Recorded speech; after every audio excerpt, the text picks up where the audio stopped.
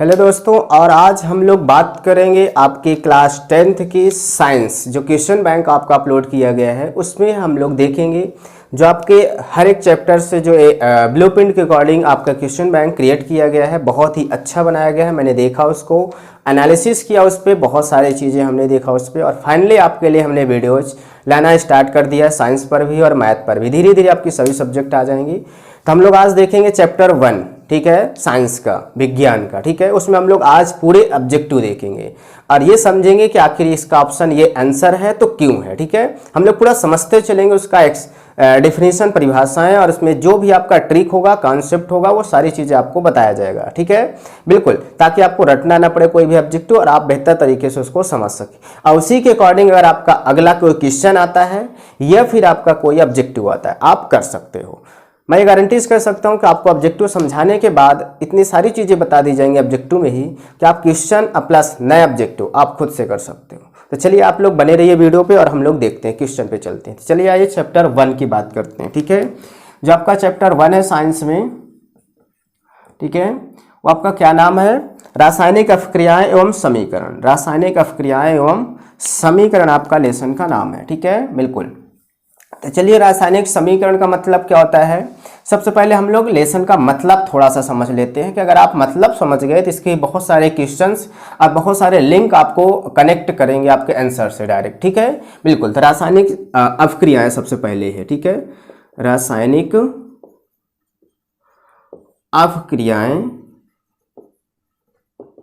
थोड़ा सा टाइम आपको देना है बेसिक पे ताकि आप बेहतर तरीके से आगे के क्वेश्चंस और ऑब्जेक्टिव कोई भी चीज़ हो, लेसन को आप अच्छे से समझ सकते हैं और रटना नहीं पड़ेगा आपको, ठीक है। रासायनिक अभिक्रिया एवं समीकरण जो आपका दिया गया है, तो सबसे पहले इसको समझ लेते हैं। अभिक्रियाएं क्या होती हैं आपकी? यानी कि जो हमारी रिएक्शन होती हैं, ठीक है, यानी कि जिसमें कुछ हमारे जो पदार्थ होते हैं वो भाग लेते हैं और कुछ पदार्थ हमारे नए बनते हैं, ठीक है। तो जैसे हम लोग बात करें अभिक्रियाएं में, अभिक्रियाएं आपका मान लेते हैं A+B, तो हमारे क्या हैं कि ये भाग ले रहे हैं और इससे हमारा C और D नामक दो हमारे उत्पाद बन रहे हैं। तो इनको हम A को और B को क्या कह सकते हैं भाई? इनके नाम क्या हो सकते हैं हमारे?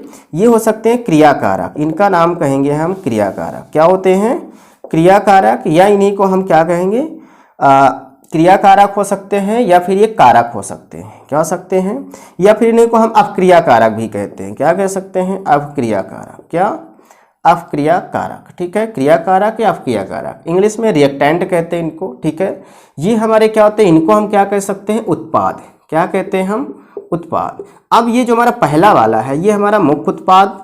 जरूरी नहीं कि पहला नंबर ही मुख्य उत्पाद हो, लेकिन इसमें से एक मुख्य उत्पाद होगा और एक हमारा अन्य उत्पाद होगा, ठीक है, लेकिन होंगे उत्पाद ही। इनको हम समूह रूप से उत्पाद ही बोलेंगे, क्योंकि ये हमारे यहाँ पे क्रिया करने के बाद कोई नई चीज बन रही है। क्या बन रही है? कोई नई चीज बन रही है यहाँ पे, ठीक है, बिल्कुल। तो आपको समझ जाना है क्रियाकारक होते जो इधर आपकी पूरी जितना भी हमारे प्लस के फॉर्म में होंगे, या सिंगल हो या डबल हो या ट्रिपल हो, जितने भी हों, इस तीर के इधर जो हमारा तीर का सिंबल है, ये तीर बताता है कि इधर हमारी सारे मटेरियल्स तैयार किए जा रहे हैं और इधर हमारा प्रोडक्ट बन रहा।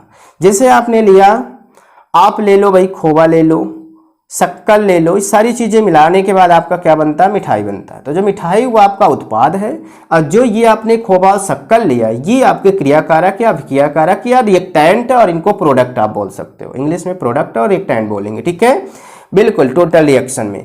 तो ये सारी चीजें जो हमारी बनती है, जो प्रोसेस होता है पूरा, इसी को कहते हैं क्रिया करना। क्या करना? क्रिया करना, यानी कि अभिक्रिया कराना, मतलब अभिकारकों से। ये जो हमारे अभिकारक हैं, अभिक्रियाकारक जो हमारे अभिकारक, इनको अभिकारक भी कह सकते हैं, हमने बताया आपके अभिकारक।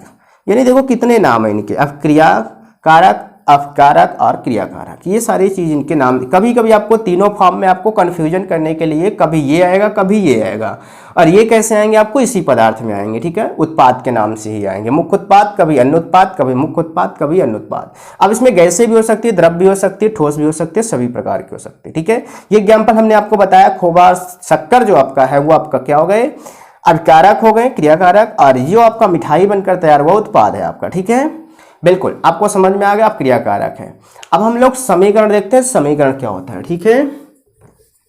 अब हमारा जो अभिक्रियाकारक उत्पाद से मिलकर बनते हैं, हमने अपक्रियाएं हमने बताई, अपक्रियाएं हैं, ठीक है।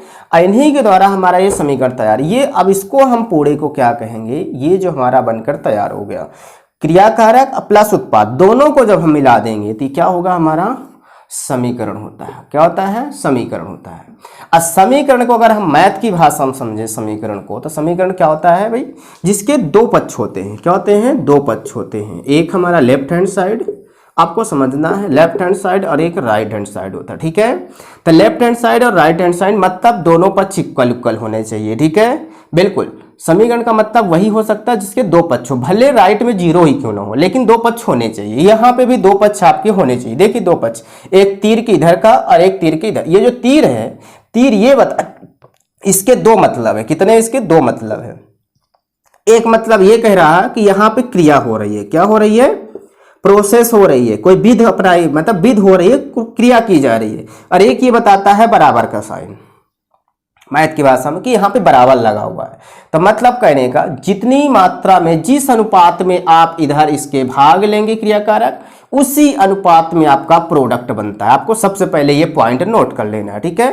क्या नोट करना है कि भाई अगर आप यहाँ से जितने अनुपात में, जितने भाग में, अगर यहाँ पे 2 किलो और 3 किलो ले रहे हैं भाई, अगर आप 2 किलो खोवा 3 किलो शक्कर ले रहे हैं तो 5 किलो आपकी मिठाई ना तैयार होगी। तो यही कह रहा कि जिस अनुपात में आप इधर लेंगे तो जो आपको मिठाई बनकर तैयार होगी, तो इसमें अगर खोवा और शक्कर का जो अनुपात रेशियो निकालेंगे वो 2:3 का ही होगा। मतलब पदार्थ को कभी नष्ट नहीं किया जा सकता, उसको किसी भी विधि से क्यों न बनाया गया हो। साइंस में आपके कहा गया है कि हम जो यहाँ क्रियाकारक लेते हैं, पदार्थ लेते हैं, उनको हम जिस अनुपात में लेंगे उसको हम किसी भी विधि द्वारा बनाएं, उनका अनुपात कभी भी अंतर नहीं होता, कभी भी नष्ट नहीं होता। जिस अनुपात में लेंगे उस अनुपात में होता नहीं। कि स्थिर अनुपात का नियम आप पढ़ोगे, आपके 10th में दिया गया है, 11th में भी दिया गया है। तो ये चीज होता है। तो मतलब जिस अनुपात में आप इधर लोगे उतने ही होने चाहिए। अगर आपका इधर, ठीक है ना, तो ये आपको समझ गए बिल्कुल। जैसे आप अगर आप एग्जाम्पल ले ले, हम आपको क्या ले ले, एग्जाम्पल ले ले, ठीक है। चलिए ठीक है, जैसे हमने ले लिया, क्या है आपका, देखो 2H + O हमने ले लिया।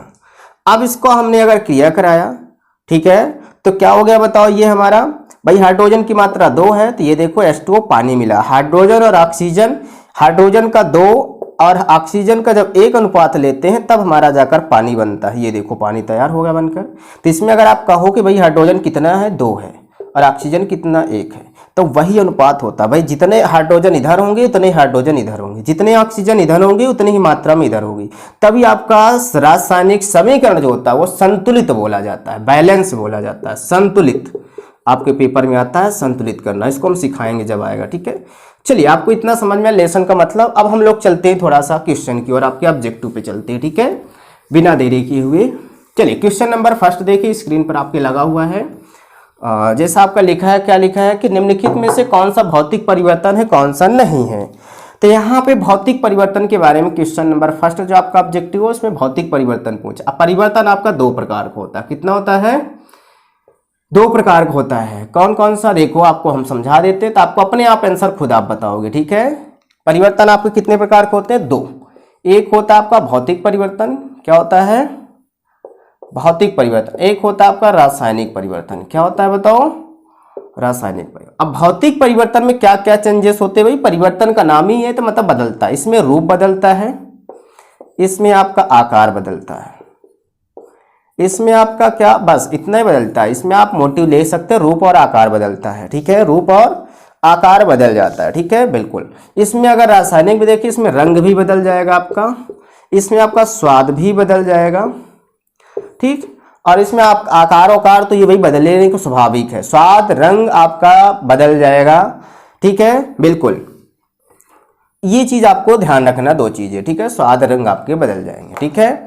और एक बात ध्यान, इसमें क्या होता है, इसमें इसकी जो भौतिक परिवर्तन होता है वो आपकी एक प्रकार की क्या होती है, आपकी बताइए। भौतिक परिवर्तन एक प्रकार की अनुत्क्रमणीय अपक्रिया होती है। क्या होती है, अनुत्क्रमणीय अपक्रिया होती है। अनुत्क्रमणीय अपक्रिया का मतलब होता है इसका साइन ऐसे होता है, ये तो ऐसे या तो फिर ऐसे।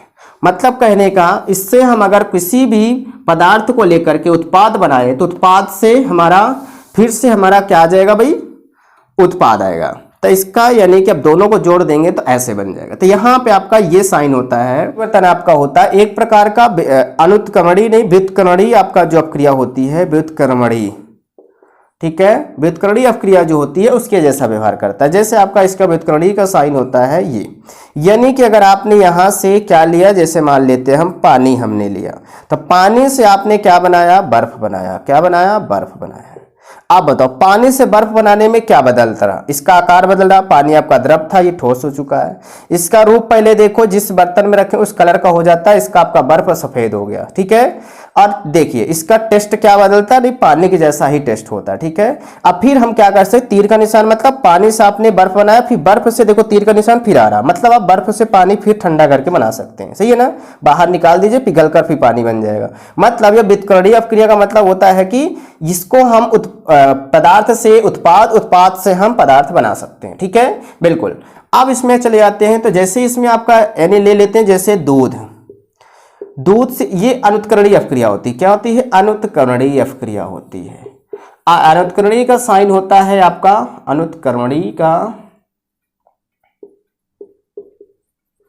का साइन ये सिंगल होता है, ठीक है। दूध से अगर हमने दही बनाया, अब आपको पता है दूध से दही बनने में दोनों सफेद होते हैं, रंग आपका बताइए चेंज हो रहा, थोड़ा सा हल्का चेंज होता, स्वाद आपका पूरी तरह से चेंज हो जाएगा, सही है ना, बिल्कुल। और कभी भी आप सोचे दही से दूध बन जाएगा, नहीं बनेगा, क्योंकि ये एक ही अग्र अपक्रिया हो गई। तो अग्र अपक्रिया पश्च से कभी भी नहीं आ सकता, अग्र अपक्रिया केवल होती है, इसमें एक ही अपक्रिया होती है, ठीक है।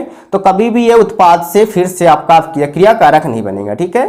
तो इसमें ये चीज होता है। अगर आपको सिर्फ अगर एग्जाम्पल पूछा जाए तो आपको सबसे पहले यही ध्यान देना है कि उसको हम पुनः वापस ला सकते हैं कि नहीं ला सकते। अगर वापस ला सकते हैं तो वो क्या है, आपका भौतिक परिवर्तन है। अगर उसको नहीं ला सकते तो रासायनिक परिवर्तन। आपको परिवर्तन समझ में आया दोनों, उत्करणीय और अनुत्करणीय अपक्रिया भी समझ में आ गई, ठीक है, बिल्कुल। चलिए हम लोग देख लेते हैं इसका ऑप्शन। पहला नंबर दिया है खौलते पानी से जल वाष्प बनाना। पहला ऑप्शन दिया खौलते पानी से जल वाष्प, पानी से बताओ जल वाष्प बना, अभी हमने बताया ना पानी से बर्फ बनाना। अब यहाँ पे जल वाष्प बना, जल वाष्प को ठंडा कर दो तो फिर से पानी बन जाएगा, मतलब ये भौतिक परिवर्तन है। क्या है, भौतिक। लेकिन इसमें पूछा भौतिक परिवर्तन नहीं है, तो यानी कि हमको चेक करना है कौन सा नहीं है। दूसरा दिया है एलपीजी का दहन। एलपीजी जो आपके घर में गैस सिलेंडर में है भाई, उसका जब जल जाती है तो क्या जला हुआ चीज फिर से एलपीजी में आप भर सकते हो सिलेंडर में, कभी वापस नहीं, आपको फिर से सिलेंडर नया लाना पड़ता है, सही है ना। यानी कि यही आपका जो है आपका, यही आपका क्या होगा भाई, भौतिक परिवर्तन नहीं होगा। सी नंबर देख लो भाई, बर्फ का पिघलकर जल बनना। बताओ बर्फ से जल बना, जल से फिर बर्फ बन जाएगा, तो यानी कि आपका भौतिक परिवर्तन है। डी नंबर देखो, नमक का पानी में घोलना। नमक को पानी में घोल दो भाई, फिर से गर्म कर दो, पानी उड़ जाएगा और नमक आपका बाहर आ जाएगा फिर से। तो देखो आपका ये तीन भौतिक परिवर्तन, एक हमारा नहीं है, मतलब यही हमारा आंसर सही होगा, बी नंबर, ठीक है, क्लियर है। चलो हम क्वेश्चन नंबर 2 पे चलते हैं। अगला दिया है निम्नलिखित में से कौन सी ऊष्माक्षेपी अपक्रिया है। तो जब क्रिया ऊष्माक्षेपी और ऊष्माशोषी दो अपक्रिया होती है, यहाँ पे इसको भी समझ लो तो आपका ये पूरी प्रॉब्लम खत्म हो जाए, ठीक है। अपक्रिया जो होती है आपकी दो होती है, ऊष्माक्षेपी, क्या होती है, ऊष्माक्षेपी, और एक होती है ऊष्माशोषी। क्या होती है, ऊष्माशोषी। अब आपको इसको अच्छे से समझ जाना क्योंकि क्वेश्चन में भी है ये, ठीक है ना। आप समझ गए तो फिर आपको सही है, ठीक है, बिल्कुल। चलिए देखो ऊष्माक्षेपी, देखो क्या लिखा, शोषी। शोषी मतलब होता है सोखना, सोखना मतलब अवशोषित करना, मतलब इसमें कोई ना कोई गैस अवशोषित की जाती है। क्या की जाती है, कोई ना कोई गैस इसमें अवशोषित की जाएगी। और छेपी का मतलब होता है छेपण यानी बाहर करना, मतलब इसमें कोई ना कोई गैस बाहर निकलेगी। और ज्यादातर ऑक्सीजन ही होती है भाई। हम कह सकते हैं कि जिस अपक्रिया में ऑक्सीजन बाहर निकलते है उसमें छेपी होती है, जिसमें ऑक्सीजन का अवशोषण होता है वो ऊष्माशोषी होती है भाई। तो यहाँ पे कोई भी वायु जो होती है हमारी गैस, तो आप गैस का नाम लेंगे भाई, कोई गैस इसमें क्या होती है, छेपी सर्जित होती है, इसमें कोई गैस अवशोषित की जाती है। शोषी यहाँ पे पकड़ना, शोषी मतलब सोखना यानी कि शोषित करना, ठीक है, बस। अब चलिए हम लोग इसमें अब देख लेते हैं, पढ़कर देख लेते हैं, ठीक है, बिल्कुल। पहले ऑप्शन में चलो, मतलब आप समझ गए। पहले ऑप्शन में देखो, पहला ऑप्शन क्या है आपका, जल की बिना बुझे चूने से अपक्रिया। जल आपका ये पानी ले लिया आपने भाई, इसमें बिना बुझा हुआ चूना लाके डाल रहे हो, बताओ क्या हो गया, बुझबुझे के रूप में एक हमारी गैस निकलती, बहुत ही तीव्र निकलती, बहुत ही गर्म के साथ निकलती। कभी भी आप टब में भाई चूने का पत्थर जो होता है, चूना आता है पोतने वाला, पुताई करने का दीवार में, आपने अगर घोला होगा तो उसमें क्या होता है भाई, एक गर्माहट के साथ बहुत तेजी से एक गैस निकलती है जो कार्बन डाइऑक्साइड होती है। क्या होती है, कार्बन डाइऑक्साइड होती है, वो बाहर निकलती है और इतना गर्म होती है वो, ठीक है ना। तो इसमें ऑक्सीजन का बाहर निकल रहा है, क्या निकल रहा है इसमें, हमारी कोई ना कोई गैस बाहर निकल रही है, ठीक है, बिल्कुल। दूसरा नंबर क्या है आपका, दूसरा नंबर बताओ, जल का वाष्पीकरण। जल को जब आप गर्म करते हैं तो कोई गैस नहीं निकलती भाई, शुद्ध से उड़ जाता है पानी। तीसरा नंबर में देखो, इसमें कोई नहीं निकल रही, ठीक है। तीसरा नंबर देखो, कपूर की क्रिस्टल का कपूर रख दो भाई, नॉर्मली उड़ जाता है, कोई फर्क नहीं पड़ता उसमें कौन सी गैस होती है कौन सी नहीं, ठीक है, बिल्कुल।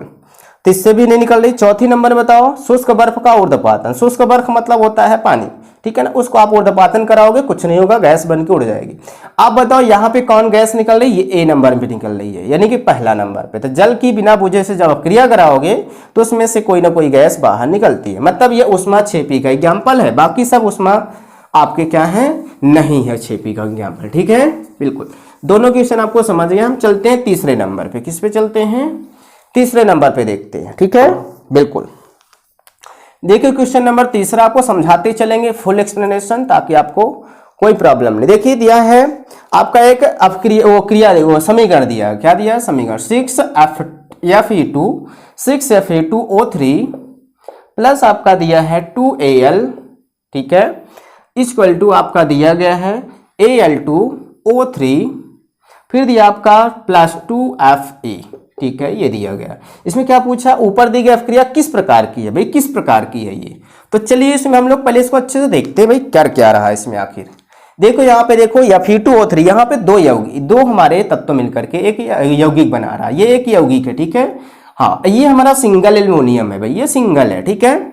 अब बताओ ये जो हमारा एल्युमिनियम है किसके साथ जा रहा है, बताओ, ऑक्सीजन के साथ मिल गया। बताओ एल्युमिनियम जो हमारा ऑक्सीजन के साथ मिलकर के ये एक नया यौगिक बना दिया, और यहाँ पे आयरन को उसने भगा दिया, आयरन को भगा दिया। किसने भगाया, एल्युमिनियम में भगाया आयरन को, ठीक है, और उसके स्थान पर खुद आकर बैठ गया। बताओ ये देखो, इसके स्थान पर खुद आकर बैठ गया, इसको कहते हैं कि उसका स्थान छीन लेना, मतलब इसको स्थापित कर देना। इसको हम क्या कहते हैं भाई, प्रतिस्थापन कहते हैं, यानी कि विस्थापन। क्या कहेंगे हम, ये कहलाता है विस्थापन। क्या कहलाता है बताओ, विस्थापन। जब हम विस्थापित कर देते हैं, तो जब हम केवल एक ही तत्व को विस्थापित, देखो हमने केवल आयरन बस को भगाया है, एक तत्व ने एक तत्व को भगाया, मतलब इसमें सिंगल, जब सिंगल तत्व किसी सिंगल को भगाता हो विस्थापन कहलाती। अगर किसी में दो तत्वों को भगाया जाए वो द्विविस्थापन कहलाती। क्या कहलाती है, द्विविस्थापन कहलाती, ठीक है। जिसमें हमारे जुड़ते हैं, भगाते नहीं बल्कि जुड़ते हैं, वो संयोजन अभिक्रिया होती है। वियोजन में जिसमें घुलते हैं, मिल जाते हैं आपस में, विलयन बन जाते हैं, वो वियोजन होती है। बताओ यहाँ पे कौन सा ऑप्शन हो जाएगा आपका, फिर चौथा नंबर। कौन सा हो जाएगा, चौथा नंबर, विस्थापन अभिक्रिया। कौन सी, विस्थापन, आपका चौथा ऑप्शन करेक्ट है, ठीक है, समझ में आ गया। चलिए हम लोग क्वेश्चन नंबर 4 में चलते हैं। क्वेश्चन नंबर 4 क्या आपका, देखिए इसमें दिया है 7H2 का योग O2 का ह्रास कहलाता है। भाई अगर 7H2 का अगर योग हो रहा है और आपका दिया है O2 का ह्रास, मतलब इसमें इसकी कमी हो रही हो, यानी कि ये बाहर निकल रही हो। भाई क्या हो रही हो, बाहर निकल रही हो, और इसका योग हो रहा है, ये जुड़ रहा हो, तो ऐसी अभिक्रिया क्या कहलाती, अपचयन। क्या कहलाती, अपचयन। किसी का जुड़ना किसी का निकलना, ये अपचयन क्रिया कहलाती है, ठीक है। एक साथ जब दोनों क्रियाएं होती हैं, निकलना और जुड़ना, तो अपचयन कहलाती है। क्या कहलाती है, अपचयन कहलाती है। तो इसका कौन सा ऑप्शन हो जाएगा बताओ, फर्स्ट नंबर। क्या हो जाएगा, अपचयन हो जाएगा, ठीक है, बिल्कुल। चलिए हम लोग क्वेश्चन नंबर 5 की बात करते हैं। किसकी, 5 की बात करते हैं। जहां समझ में ना आएगा आप बिल्कुल कमेंट्स कर सकते हैं और पूछ सकते हैं, ठीक है, बिल्कुल। चलो क्वेश्चन नंबर 5 पे आ जाते हैं हम लोग। क्या दिया है 5 नंबर बताओ, 5 नंबर दिए, जिन अभिक्रियाओं में ऊष्मा का अवशोषण, वो देखो अवशोषित कर रही है ऊष्मा। हमने आपको बताया था क्या, ऊष्मा का जब अवशोषण होता है और जब उत्सर्जन होता है, तब हमने बताया था उत्सर्जन मतलब क्षेपी और शोषी का मतलब होता है वो, शोषण का मतलब होता है, शोषित का मतलब शोषी, मतलब ये ऊष्मा शोषी है, ये ऊष्मा छेपी है, इसमें अवशोषण हो रहा तो शोषी है और ये छेपी है। तो बताओ इसमें क्या बोला है, अवशोषण हो रहा, मतलब इसमें आप चले जाओ ऊष्मा शोषी पे चले जाओ। कौन सा नंबर पे है, 3 नंबर पे है। देखो 3 नंबर पे दिया गया है ऊष्मा शोषित, बस यही आपका करेक्ट आंसर हो जाएगा। हमने आपको इसको भी पीछे बता रखा है, सही है ना, बहुत क्लियर। देखो आपने पीछे समझा, यहाँ पे आपसे खुद बनना। चलिए देखिए 6 नंबर पे चलते हैं। निम्न में से कौन सा एक रासायनिक परिवर्तन की विशेषता नहीं। अब बताओ रासायनिक परिवर्तन भी आएगा, अभी हमने आप ऊपर बता दिया, तो भौतिक परिवर्तन रासायनिक दोनों बता दिया है, ठीक है ना। बताओ यहाँ पे रासायनिक परिवर्तन की विशेषता नहीं है, मतलब उसमें नहीं है। बताओ पहला नंबर दिया इसका ऑप्शन रंग में परिवर्तन। हमने अभी आपको बताया था रासायनिक परिवर्तन में रंग का परिवर्तन होता है ना, ये तो आपका फिर करेक्ट है, विशेषता है उसकी, विशेषता नहीं बोला है। दूसरे नंबर पे चलो गैस का उत्सर्जन, इसमें गैस भी निकलती है, यस। तीसरे नंबर पे चलो क्या दिया है, तापक्रम में, हाँ ताप वाली हमने अभी वो उसमें बताया था, जब हमने चूने में मिलाया था क्या पानी, तो उसमें क्या निकली थी, एक ताप वाली उष्मा निकली थी, ठीक है ना। तो तापक्रम में ताप में जो परिवर्तन होता है वो भी क्या होता है भाई, रासायनिक परिवर्तन की विशेषता। चौथा नंबर क्या दिया, आकार में। आकार हमने क्या बताया था आपको, बताओ, भौतिक परिवर्तन आकार बताया था। क्या बताया था, आकार क्या बताया था, भौतिक परिवर्तन, यानी कि यही आपकी विशेषता नहीं है। चौथा नंबर क्या है, आकार में परिवर्तन आपका क्या है, नहीं है, ठीक है ना। देखो कितना सरल है, यहाँ पे अगर आप थ्योरी थोड़ा सी समझते चलेंगे, ठीक है, बिल्कुल आपका लेसन भी पूरा हो जाएगा और ऑब्जेक्टिव भी हो जाएंगे, और आप इसी के अकॉर्डिंग कोई भी आएगा तो आप सॉल्व कर सकते हैं। बट आपको पूरी वीडियो देखना पड़ेगा और समझना पड़ेगा बेहतर तरीके से, ठीक है। चलिए हम लोग चलते हैं 7th नंबर क्वेश्चन में, बस 10 है और आपको देखना, 3 और बच्चे हैं 4, ठीक है। खाद्य पदार्थ का कार्बन डाइऑक्साइड और पानी में टूटना एक प्रकार की अपक्रिया। जो खाद्य पदार्थ यानी खाने की पदार्थ, यानी खाने की चीजें ले लो, मान लो कोई भी हमारा ले लो, भोजन ही ले लो भाई। चलो हमने दाल चावल ले लिया, क्या ले लिया, दाल चावल, ये खाद्य पदार्थ है, दाल चावल भाई खाते हैं हम लोग।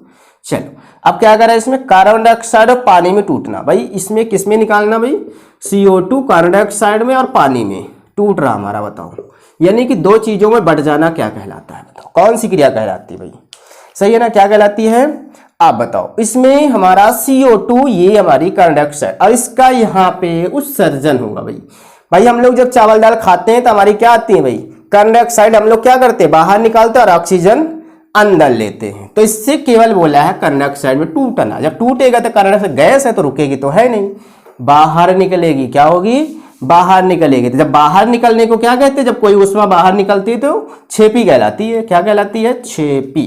तो यहाँ पे क्या हो जाएगी, ऊष्मा छेपी अपक्रिया, क्या हो जाएगी बताओ, ऊष्मा छेपी अपक्रिया। देखो कितना लिंक है आपका क्वेश्चन पूरे तरीके से, ठीक है। क्वेश्चन नंबर 8 में चलते हैं। सोने और प्लेटिनम को गलाने वाले अम्ल का क्या नाम है। सोने और प्लेटिनम को जब गलाते हैं तो उसका अम्ल है, यानी कि एक एसिड होता है जिसके द्वारा हम गलाते हैं, तो इसका नाम है एक्वा रेजिया।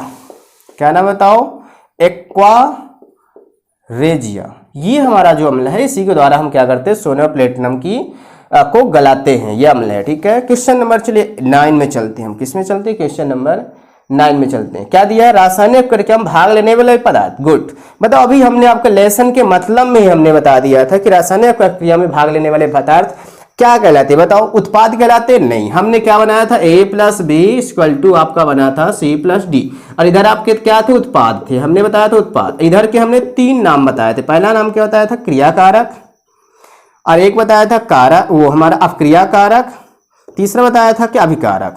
अब इसमें देख लो कौन सा ऑप्शन, उत्पाद, दूसरे अभिकारक है, तीसरा यौगिक है, मिश्रण। अभिकारक आपका रखा हुआ, बताओ करेक्ट हो गया आपका अभिकारक एक्शन, यानी कि आपका सेकंड ऑप्शन आपका सही हो गया। बताओ कितना सरल है, आपको लेसन के नाम में ही बता दिया था कि इसका मतलब क्या, बताओ सारी चीजें अंदर मिल जाएंगे आपको। ऑब्जेक्टिव आपकी यहीं से बनते हैं, और कहाँ से बनेंगे भाई, आपने अगर लेसन को समझ लिया भाई तो उसमें क्वेश्चन बनाते रहो भाई, कहाँ से बनाओगे, सही है ना। तो आपको परेशान नहीं होना है, केवल समझते चलना है बस। क्वेश्चन नंबर 10 की बात करते हैं, चलो लास्ट क्वेश्चन आपका ऑब्जेक्टिव में, ठीक है। लंबे समय तक सेवन न करने पर सूखे मेवे सड़ जाते हैं, सही बात है, सड़ जाते हैं, और सड़ने के बाद उसमें एक अलग गंध आती है, सही है ना, बिल्कुल। कोई भी चीज अगर सड़ जाती है तो उसमें सड़ने के बाद एक गंध आती है जिसको हम दुर्गंध कहते हैं। भाई गंध में तो हमारी दोनों चीज आती है। जब गंध होती है तो क्या होती है, इसमें सुगंध भी आती है और अच्छी गंध भी, कोई भी कह सकते हैं। लेकिन अगर कहा जाए दुर्गंध, तो दुर्गंध मतलब होता है जो मन को नहीं अच्छी लगती, ठीक है। तो सड़ने के बाद अक्सर उसमें दुर्गंध आती है। और जब सड़ने को ही क्या कहते हैं भाई, उसकी जो प्रकृति थी, यानी कि जो पहले मेवा था हमारा, जो खाने में मेवा अच्छा लगता है, तो जो खाने में टेस्ट था उसका पहले, अब उसका पूरा टेस्ट क्या हो चुका है, बिगड़ चुका है। क्या हो चुका है, बिगड़, यानी कि जो उसकी पहली प्रकृति थी वो अब उस प्रकृति का, वो नेचर का नहीं रह गया। उसके में तो प्रकृति बदल गई, उसको हम विकृत कहते हैं। क्या कहते हैं, विकृत कहते हैं। अगर उसकी प्रकृति ही बदल गई इसको हम विकृत कहते हैं। और वो गंध से दुर्गंध हो गया, मतलब उसकी गंध भी बदल गई, तो उसको हम कहते हैं गंधिता। क्या कहते हैं बताओ, गंधिता, वो गंधा आ गया, ठीक है, गंधिता। तो इसी को कहा जाता है विकृत गंधिता। इस गुण को कहा जाता है जब कोई चीज सड़ जाती है। क्या हो जाती है बताओ, सड़ यानी गल जाती है, सड़ गल जाती है, ठीक है। तो बिल्कुल विकृत गंधिता हमारा सही है। प्रकृति का चेंज होना ही विकृत कहलाता है, यानी उसको बिगाड़ देना। जैसे आपका कोई खिलौना है, उसको आप क्या करो, तोड़ दो। तो पहले उसकी प्रकृति कैसा नेचर दिखता था, बढ़िया सजा वजा था, अब उसको आपने तोड़ दिया, उसको बिगाड़ दिया, बिगाड़ को विकृत कहते हैं। और गंधाने लगे तो उसको गंधिता कहते हैं। तो विकृत गंधिता आप ऐसे ध्यान रखोगे। ताई आपको बहुत ही अच्छे समझ में आएगा वीडियो में, और आशा करते हैं कि आपको बहुत ही सही लगा होगा और इन्फॉर्मेटिव लगी होगी वीडियो। तो अपने दोस्तों तक शेयर कीजिए और पढ़ते रहिए। और आपको ऐसी और चाहिए सभी सब्जेक्ट में, तो आप कमेंट्स बॉक्स में जरूर हमें अप्रिसिएट कीजिए, ताकि हम और मोटिवेट रहें और आपके लिए ऐसे ही पढ़ाते रहें। नई नई वीडियो सही सब्जेक्ट के लिए अच्छे आपको नॉलेजफुल देते रहें PDF और आपके वीडियोज। तो आपको अदर भी वीडियोज प्राप्त करने के लिए आपको हमारे चैनल को सब्सक्राइब करना पड़ेगा, तो आप कर सकते हैं अगर आपका इच्छा हो। और अपने दोस्तों तक जरूर शेयर कीजिए, ताकि वो भी इसको पढ़ सके और वो भी जान सके, हमारा भी वाला आपका भी वाला। तो चलिए मिलते हैं नेक्स्ट वीडियो में, तब तक के लिए जय।